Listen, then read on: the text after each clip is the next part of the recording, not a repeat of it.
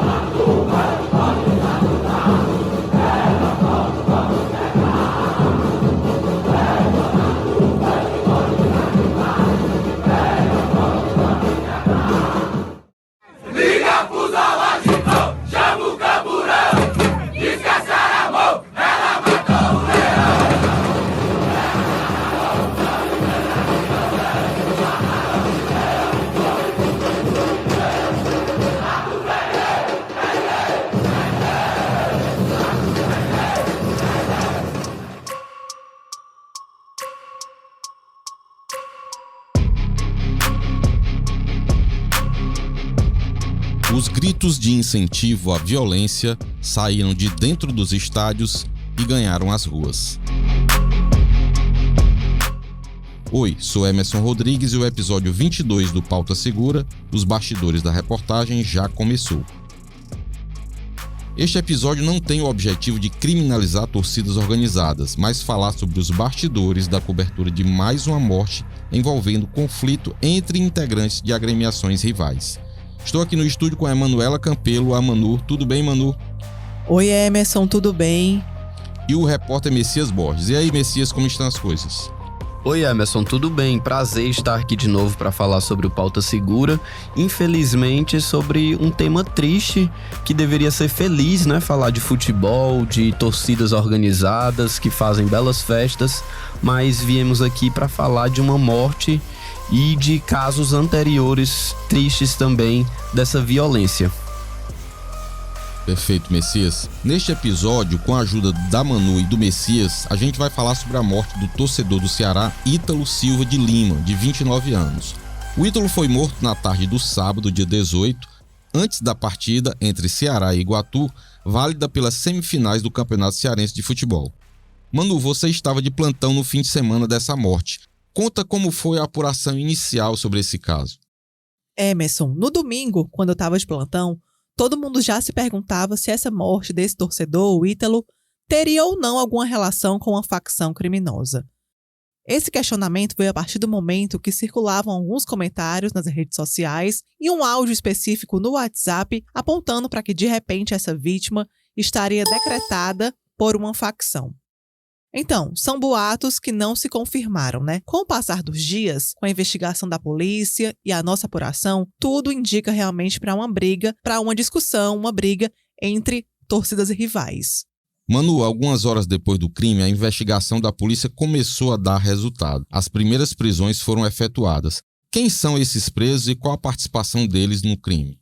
Então, Emerson, até a tarde dessa sexta-feira, momento que a gente está aqui reunido para gravar esse podcast, são 4 presos. Todos eles, nos depoimentos, falam que de alguma forma tinham algum tipo de vínculo com a torcida uniformizada do Fortaleza. Quem são esses presos, né?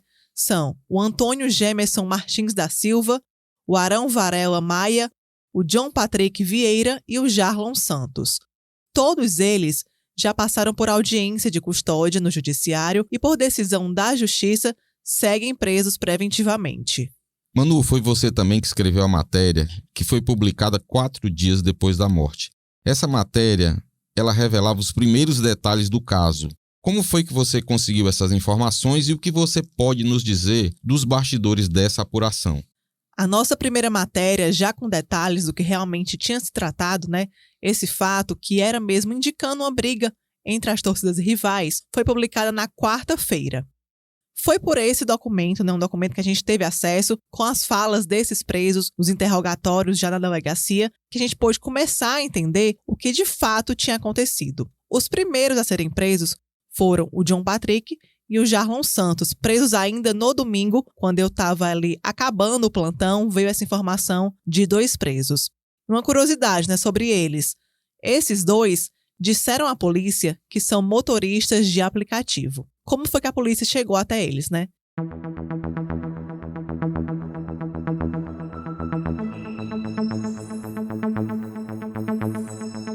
Chegou quando a polícia teve acesso a umas câmeras de segurança e, por meio dessas câmeras, conseguiu aí pegar a placa de um carro de onde saltaram alguns suspeitos. Esse carro era um HB20 azul que foi encontrado com eles.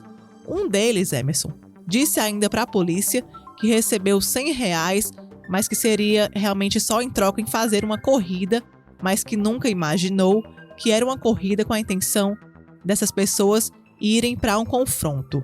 Esse depoimento aí é um tanto quanto estranho, né? Porque ele recebeu R$100 e se você observar o vídeo, quem quiser ver o vídeo pode olhar lá no site do Diário, a gente tem a matéria que tem esse vídeo. Descem várias pessoas de dentro do carro, assim, com um propósito claramente que não era uma corrida normal, né? Um tanto quanto estranho, mas foi o que ele disse, vamos dar aqui a versão que ele deu, né? E ele esperou, né?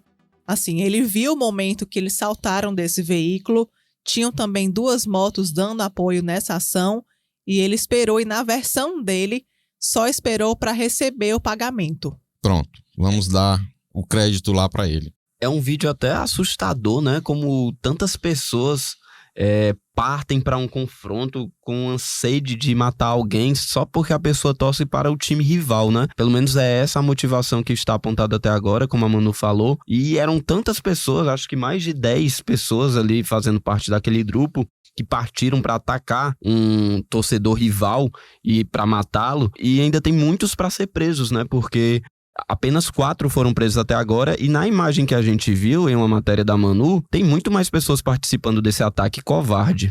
Sim, e isso indica também, Messias, que a polícia sempre afirma que as investigações continuam, as buscas continuam atrás dessas outras pessoas. E na verdade, né, quando eles saltaram do carro e das motos para atacar, não era só um torcedor, era um grupo de torcedores que estava ali no bairro Serrinha, mas os outros conseguiram correr, ficando só o Ítalo, que é quem foi morto ainda no local, nem chegou a ser socorrido. Então, assim, no outro dia, quando a gente já tinha detalhado a participação desses primeiros presos, eu consegui ter acesso a um novo documento e a um vídeo, né? Era esse vídeo justamente que a gente estava falando aqui agora. É um vídeo que mostra homens se juntando para uma briga, descendo desse carro do HB20 azul e de mais 2 motos. Em uma dessas motos estariam os outros 2 presos que a polícia já conseguiu identificar, o Antônio Gemerson e o Arão Varela. Mais uma vez, a fala desses outros 2 suspeitos tira qualquer hipótese que essa morte estaria relacionada a uma facção criminosa. Ambos confessaram à polícia que também são da TUF e que sabiam que naquele momento participariam de um confronto entre torcidas e rivais.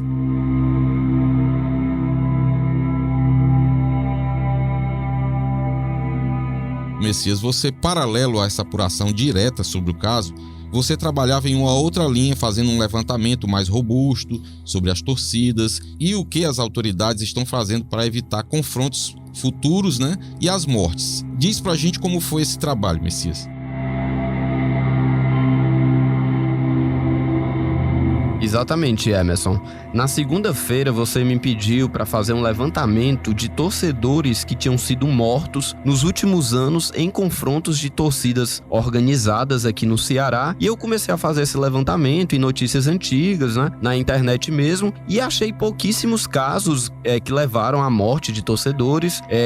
Encontrei um caso de 2016 de um torcedor do Fortaleza que foi morto aqui na capital mesmo, e casos bem antigos, ainda no início dos anos 2000, quando essa rivalidade estava mais acentuada, deu uma amenizada, mas agora parece que está voltando com tudo. Todos os jogos, tanto de Fortaleza como Ceará, a gente vê as torcidas organizadas, parte delas, porque a gente sabe que não são todas que vão para esse confronto, mas a gente vê uma parte, certos grupos dentro da torcida organizada que se organizam mesmo para brigar. Tem briga dentro da própria torcida do Fortaleza, muitas vezes tem também a torcida do Ceará envolvida, eles vão para brigar no jogo que é do outro time, que não tem nada a ver com o time dele, e vice-versa. Enfim, isso está muito acentuado, está ligando um alerta para as autoridades, e foi aí que eu comecei a tentar apurar o que mais eu poderia tirar dessa história, já que é uma preocupação realmente agora de todo mundo que gosta de futebol, que vai ao estádio curtir, torcer para o seu time e, consequentemente, acaba sendo também uma preocupação das autoridades, já que está tendo esse aumento de conflitos ao ponto de chegar a uma pessoa ser morta, como foi no último sábado.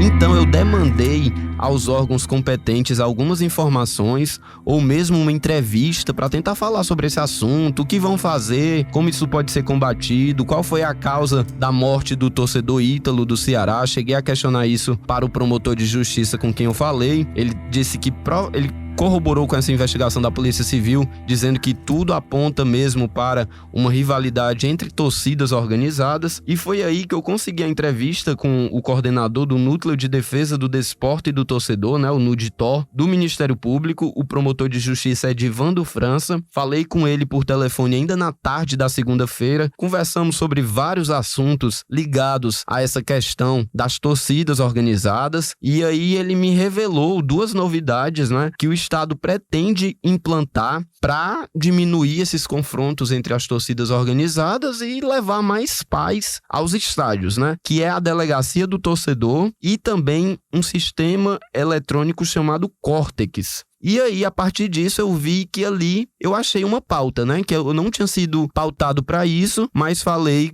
com você, Emerson, meu editor, que poderia surgir uma pauta a partir daí, a partir dessa informação sobre esses dois procedimentos que o Estado pretende adotar.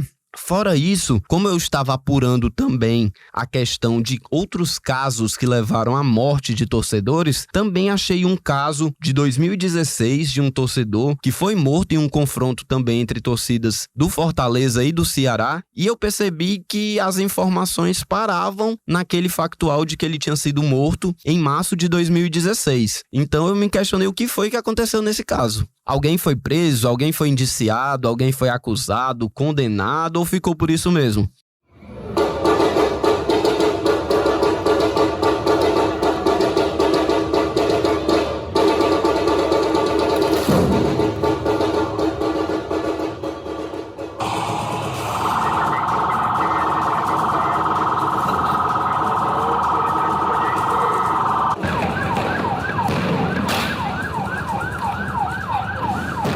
Esse caso tem uma particularidade, que não houve o confronto entre as torcidas, mas teve um desdobramento aí que você vai explicar pra gente. Como é que foi isso, Messias?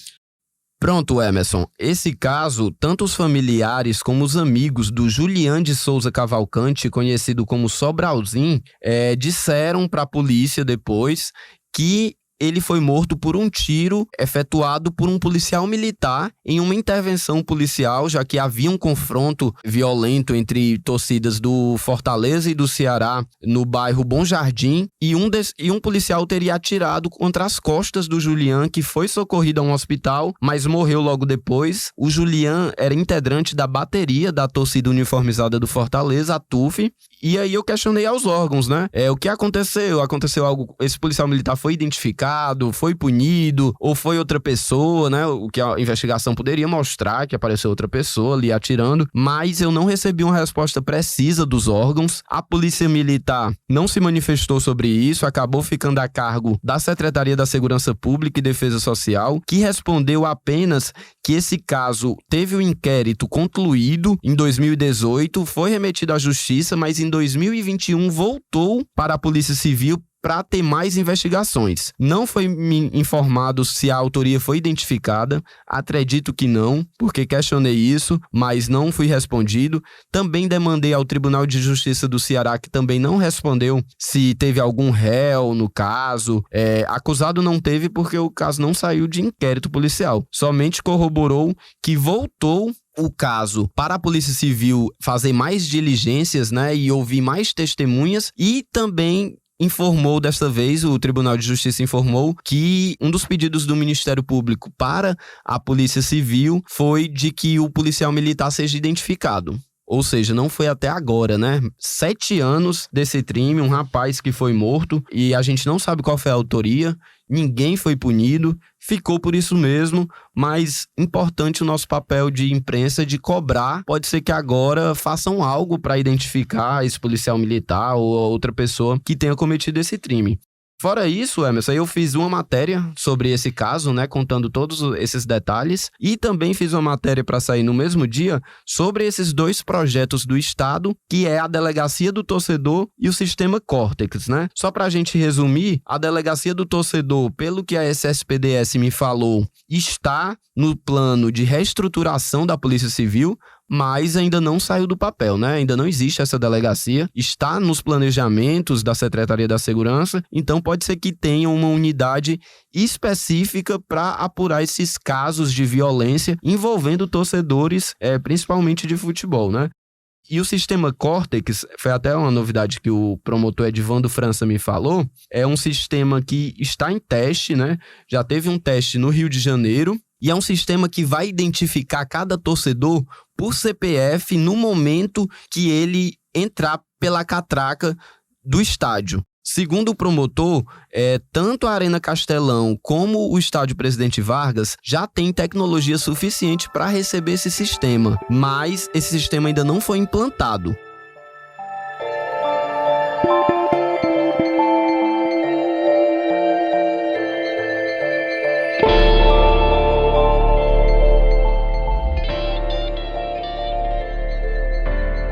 Esse sistema foi desenvolvido pelo Conselho Nacional de Ministério Público, junto com o Ministério da Justiça e Segurança Pública, então ele já está pronto para uso e vários estados têm o interesse de utilizar. Com isso, cada torcedor que comprar o ingresso vai ter que dar o seu CPF e na hora de passar na catraca, esse CPF, se ele bater com um banco de dados do Ministério da Justiça e essa pessoa tiver alguma bronca na justiça, digamos assim, tiver algum mandado de prisão ou mesmo uma determinação para essa pessoa ficar banida dos estádios esportivos, essa pessoa não vai poder entrar. Resta saber se esse sistema vai ser implantado mesmo nos próximos meses e se vai funcionar como se propõe. É interessante. As 2 medidas eu considero importantes e interessantes. No caso da delegacia, vai combater, por exemplo, a impunidade, né, que existe de que eles cometem crimes e não são punidos. No caso do sistema Córtex, eu me pergunto, porque é o seguinte, a maioria dos confrontos, a maioria das brigas que a gente vê, não acontecem dentro dos estádios. Algumas vezes acontecem, mas a maioria delas acontece fora dos estádios. Então, essa medida aí não seria tão eficaz porque a pessoa sabendo que se ela colocar o CPF, ou então ela vai com documento falso. Porque se ela sabe que se botar o CPF vai ser barrada e pode ser presa, ela fatalmente não irá, né? Então, por isso que o confronto no entorno dos estádios é que precisa ter aquele olhar mais cuidadoso das autoridades para evitar esse tipo de confronto. Que é o que uma investigação da Polícia Civil poderia fazer, né? Acaba que os confrontos hoje acontecem, a Polícia Militar intervém, tenta fazer alguma coisa, nem consegue muito, não dá nem para sair prendendo um grupo de 100 pessoas ou mais. É até impossível pela capacidade da Polícia Militar mesmo ali naquele momento. Ela intervém para tentar parar o confronto e ali consegue, às vezes, prender 1 ou 2 suspeitos ali que estão mais envolvidos diretamente na briga, mas fica por isso mesmo, né? Não é investigado aquele grupo, pode vir, como investigação da Polícia Civil, pode até vir a ser autuado por organização criminosa, porque uma coisa é uma torcida organizada, né? Que faz festa nos estádios, festas bonitas, que tanto a torcida do Fortaleza como a do Ceará fazem. Outra coisa é, dentro dessas torcidas organizadas, ter criminosos que vão ali pra brigar. Esses não deveriam nem ser chamados de torcedores, né? Eles vão pra brigar mesmo, muitas vezes nem ligam pro que tá acontecendo dentro do campo e muitas vezes atuam como uma organização criminosa, né? Um grupo que se reúne, marca, tem um líder que marca para ir brigar com outro no bairro tal. E foi uma coisa que você falou e até o promotor tinha dito também, o promotor Edvando França, que agora essas brigas estão cada vez mais distantes do estádio e nas periferias, né? Tem briga no Bom Jardim, no Passaré, na Serrinha, no Papicu teve também recentemente. Ou seja, precisa realmente as autoridades estarem atentas a isso e tomarem medidas necessárias, como essa delegacia, para poder combater essas brigas entre torcidas e levar mais paz ao estádio e também ao entorno, né? Ao acesso dos torcedores às arenas esportivas.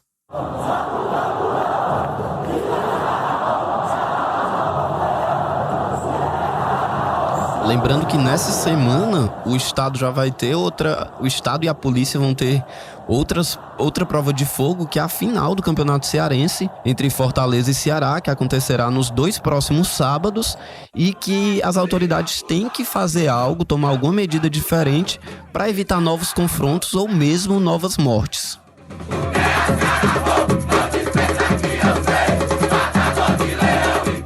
Bom, perfeito, Messias. Parabéns pelas reportagens, né? E vamos continuar acompanhando, principalmente o caso do torcedor que foi morto em 2016 e que está impune até hoje a morte dele. Exatamente. Vamos acompanhar então. Bem, o caso da morte do Ítalo está praticamente esclarecido.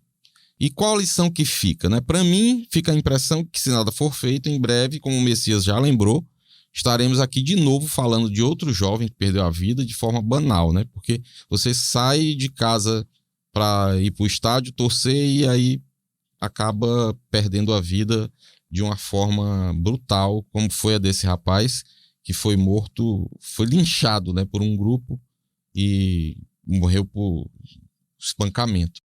E vocês, o que é que vocês acham? Manu? Emerson, para mim fica muito claro que a morte do Ítalo, ela não se trata de um episódio isolado. Nas falas desses suspeitos que foram presos, especificamente nesse caso, fica realmente bem nítido que é costume de alguns membros de torcidas organizadas se juntarem para brigar mesmo. Inclusive, eles falam aí para a polícia que já teriam feito isso diversas outras vezes, que costumam combinar por grupos de WhatsApp, que costumam se encontrar sempre aí nos locais, nos arredores do estádio, né? Então, Messias também trouxe aqui pra gente um outro episódio, um outro caso, e a gente sabe aí que existem diversos outros aí que de repente não chegam a um desfecho tão trágico como a morte, mas que nem por isso não se tratam de crimes. Bom, Messias, e aí, o que é que você acha que fica de lição desse caso do Ítalo e da apuração que você fez? O que é que você tirou dessa pauta aí? Emerson, eu acho que as autoridades precisam agir urgentemente, porque todo jogo envolvendo Ceará e Fortaleza principalmente, ou um contra o outro, ou somente o jogo de um deles, é um clima de tensão que fica na cidade. Os torcedores vão com medo pro estádio, né? Isso afasta muito o torcedor. Tem muita gente que deixou de ir a jogos de futebol por causa dessa briga. E agora tá tendo briga em todo jogo, ao ponto de uma pessoa ser morta, né? Eu espero que esse tenha sido o episódio mais do que suficiente para as autoridades tomarem uma medida mais drástica, investigarem esses casos e punirem as pessoas que estão envolvidas com isso, para que outros episódios e novas vítimas não apareçam. Exatamente. A gente fica sabendo de marcações de confrontos entre os torcedores, então acredita-se que o serviço de inteligência da polícia também tem acesso a essas informações e possam repassar para os órgãos de repressão, né, a polícia militar ou a inteligência da polícia militar, para que eles possam evitar que aconteça, né? Esperamos que isso seja feito. Antes de terminar esse episódio, vamos inaugurar um quadro novo no podcast que se chama Factual.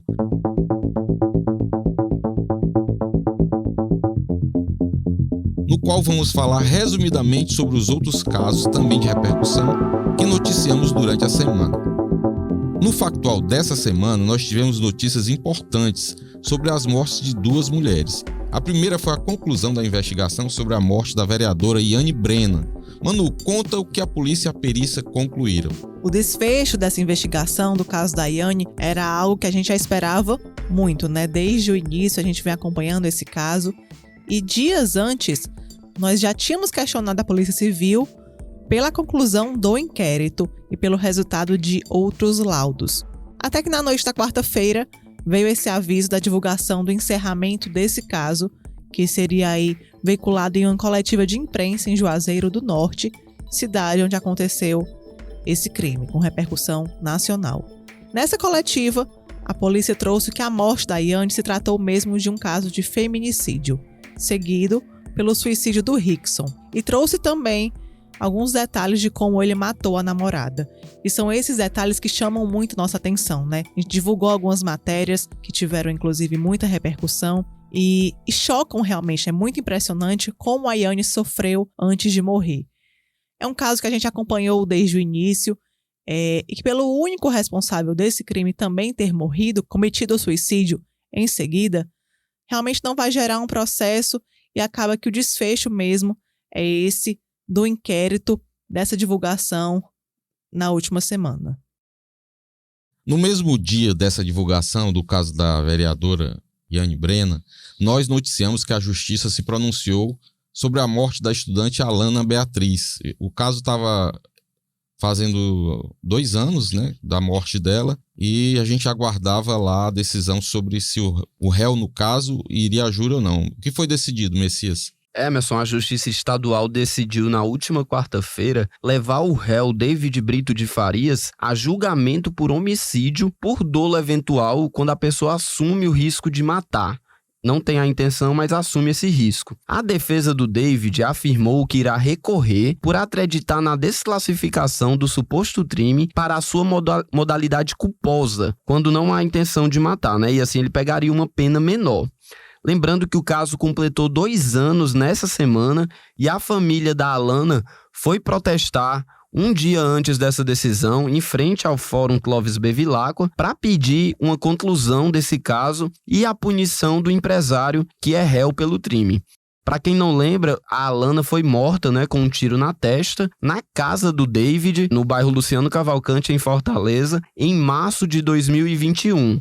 Durante esses 2 anos, houve o término da investigação policial, a denúncia do Ministério Público e ficou sempre aquela dúvida, né? A família da Alana dizendo que ela foi morta, até pedindo a qualificação de feminicídio, né? Por dizer que o réu tinha a intenção de matá-la, e a defesa dele sempre alegou que ele não tinha intenção, que foi um acidente, que ele estava manuseando a arma e, infelizmente, disparou e atingiu a Alana, que morreu no local, não deu tempo de ser socorrida. Agora ele deve ir a julgamento, segundo essa decisão, mas a defesa vai recorrer, então o júri não é logo marcado. Esse caso vai para a segunda instância, né, o Tribunal de Justiça, que vai decidir se a defesa tem realmente razão e ele não vai ser julgado ou se mantém esse julgamento. Se o tribunal decidir manter a decisão de primeiro grau, ele vai a júri. Aí depois a vara vai marcar a data do júri.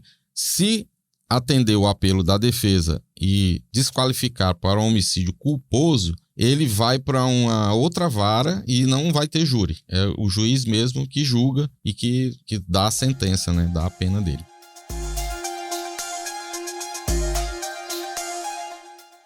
Bem, chegamos ao fim deste episódio. Quero agradecer a Emanuela e ao Messias. Parabéns pelas matérias. Obrigado, viu? Obrigada, Emerson, pelo convite, pelo espaço aqui no Pauta Segura mais uma vez, para a gente abordar temas, né? Dessa vez foi mais de um tema, temas tão importantes que fizeram parte da nossa rotina na última semana. Messias, mais uma vez agradecer pela participação no Pauta Segura e parabenizar pelas reportagens que você fez aí durante a semana. Obrigado, Emerson. Parabéns também a Manu e a você por tantos temas importantes que temos trazido aqui no Pauta Segura e também no site do Diário do Nordeste. Todos os dias estamos divulgando matérias com essa relevância e só pedir para o ouvinte do podcast também ler as nossas matérias, pelo menos essas 3 matérias. Quem nos ouviu tem a obrigação de ler também, porque lá tem todos os detalhes desses 3 assuntos que trouxemos aqui. Bem lembrado, Messias. Todo mundo aí ligado no site do Diário do Nordeste para conferir os detalhes dessas apurações muito bem feitas, por sinal, pelo Messias e pela Emanuela. Obrigado aos dois mais uma vez.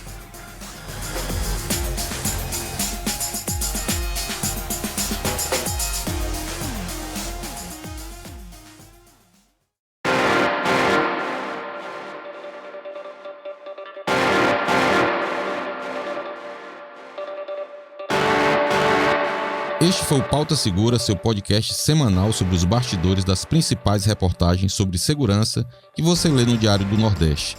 Siga o nosso podcast no Spotify, na Amazon Music, assine na Apple Podcasts, se inscreva no Google Podcasts, no YouTube e favorite no Deezer. Dessa forma você recebe uma notificação e não perde nenhum episódio novo. Gostaria de pedir para você compartilhar o nosso podcast com seus parentes, seus amigos, dar as estrelas que você acha que nós merecemos no Spotify. Quando você clica nas estrelas, o Spotify sugere o nosso podcast para outras pessoas que ainda não conhecem o nosso trabalho e aí você está nos ajudando. Também peço que você deixe seu comentário e avalie nosso programa em outras plataformas da sua preferência.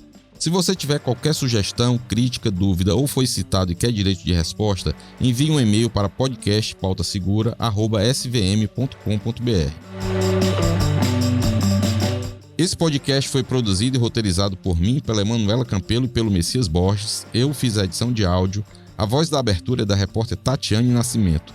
A supervisão do conteúdo é da Aline Conde e da Giovana Rodrigues, a coordenação de núcleo é da Karine Zaranza e a gerente de jornalismo é a Ívila Bessa.